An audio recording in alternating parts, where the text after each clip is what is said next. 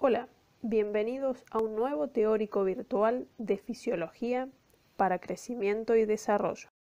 En este video haremos una breve mención a algunos aspectos del sistema nervioso que son relevantes para comprender cómo se ejecuta el control del movimiento corporal.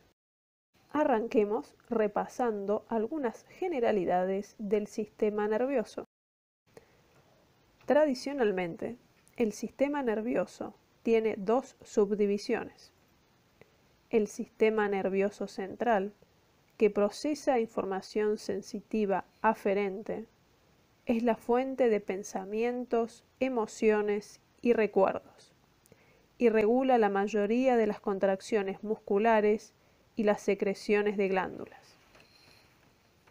El sistema nervioso periférico tiene la función de conectar el sistema nervioso central con los miembros y con los órganos. Tiene funciones muy diversas, como la respiración, los movimientos voluntarios o las respuestas ante el peligro. El sistema nervioso periférico se subdivide a su vez en el sistema nervioso somático, que tiene control voluntario de las respuestas motoras, en el sistema nervioso autónomo, con acción motora involuntaria, que a su vez tiene su división simpática y parasimpática, con acciones generalmente opuestas. Finalmente, también está el sistema nervioso entérico, con funcionamiento involuntario, que se comunica con el sistema nervioso central a través de neuronas del sistema nervioso autónomo, con cierto grado de independencia del sistema nervioso central y del periférico. El sistema nervioso central se compone por la médula espinal, el tronco encefálico, el cerebelo, el diencéfalo y los hemisferios cerebrales. En tanto, el sistema nervioso periférico se compone por los nervios sensitivos craneales y espinales, los ganglios, los receptores sensitivos y los plexos en el sistema digestivo. La información sensorial captada por los receptores somáticos, especiales, autónomos y entéricos es enviada y procesada en el sistema nervioso central. A su vez, el sistema nervioso central baja información a las neuronas motoras somáticas y autónomas con efectos sobre el músculo estriado, el músculo liso, el músculo cardíaco y las glándulas endocrinas y exócrinas. El sistema nervioso tiene tres funciones. La función sensorial, que corresponde a los estímulos que son captados por diversos receptores, y luego esta información viaja empleando diferentes vías. La función integradora, en el sistema nervioso central, que procesa la información somatosensorial y elabora una respuesta acorde. La función motora, donde la respuesta viaja por diferentes vías motoras para ejercer su efecto sobre el músculo esquelético, las vísceras o la secreción en glándulas neuroendocrinas. Esta es una representación gráfica de las diferentes partes que componen el sistema nervioso central.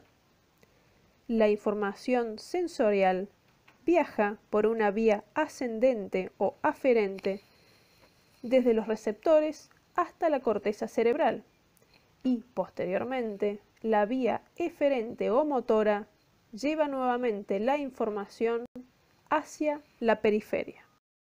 En la médula espinal, los cuerpos celulares de las neuronas se encuentran en el interior de la misma, adoptando una distribución que se asemeja a la letra H, con sectores denominados hasta posterior, hasta lateral y hasta anterior.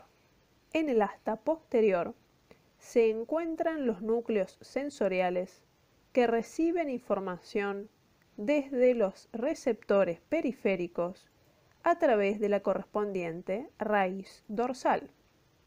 En cambio, en el asta anterior y lateral se encuentran los núcleos motores que enviarán la información a través de la raíz ventral a los efectores periféricos. Los axones de las neuronas viajan a lo largo de la médula espinal formando tractos. Tanto las vías ascendentes como descendentes tienen localizaciones específicas sobre la sustancia blanca de la médula. La corteza cerebral recibe y procesa información sensorial e integra las funciones motoras. Las áreas motoras y sensoriales primarias son las más directas porque involucran un número reducido de sinapsis. Las áreas de asociación integran diversa información compleja para acciones útiles y están en contacto con las áreas motoras y sensoriales secundarias y terciarias. Un aspecto llamativo del sistema motor y del sistema sensorial es que la información está codificada en mapas neurales, es decir, las áreas especializadas en diferentes partes del cuerpo están ordenadas de manera específica. Si se realiza un corte frontal en el giro postcentral, se observa una determinada distribución de la corteza a las diversas áreas sensitivas. Lo mismo si se analiza a la altura del giro precentral para las áreas motoras. La cantidad de corteza dedicada a una región corporal no es proporcional al volumen o al área ocupado por dicho sector, sino que es proporcional al nivel de inervación. Es por esto que la representación de las diferentes partes corporales tiene distinta escala y resulta en un cuerpo humano desproporcionado. Las fibras nerviosas se clasifican de acuerdo a su velocidad de conducción, que depende del diámetro de la fibra y la presencia o no de mielina. Existen dos nomenclaturas. La clasificación general emplea letras y se aplica a fibras nerviosas motoras y sensitivas, mientras que la clasificación con números romanos es únicamente para las fibras sensitivas. Las neuronas se clasifican en diferentes grupos según la cantidad de dendritas, la distribución de estas respecto al cuerpo celular, la ubicación de la zona gatillo, etc. Entonces, la mayoría de las neuronas motoras son multipolares. Las neuronas sensitivas son unipolares y las interneuronas son bipolares. Con estos conceptos en mente, veamos ahora cómo se logra el control coordinado de los músculos para desarrollar los movimientos corporales. Los movimientos pueden clasificarse en tres grupos. Los movimientos reflejos, que son involuntarios, los menos complejos y que responden generalmente a estímulos de receptores sensitivos. Los movimientos rítmicos, que tienen inicio y finalización voluntaria con una complejidad media, y los movimientos voluntarios, que suceden ante el estímulo externo o por voluntad propia, y que son los más complejos. El control del movimiento ocurre en tres niveles. A nivel de médula espinal, se integran los movimientos reflejos y se generan los patrones de movimiento rítmico. A nivel de tronco cerebral y cerebelo, se integran los reflejos posturales y se regula el movimiento de mano y ojos. A nivel de corteza cerebral y ganglios basales, se integran los movimientos voluntarios complejos. Mientras tanto, el tálamo funciona como una estación de relevo que retransmite hasta la corteza cerebral.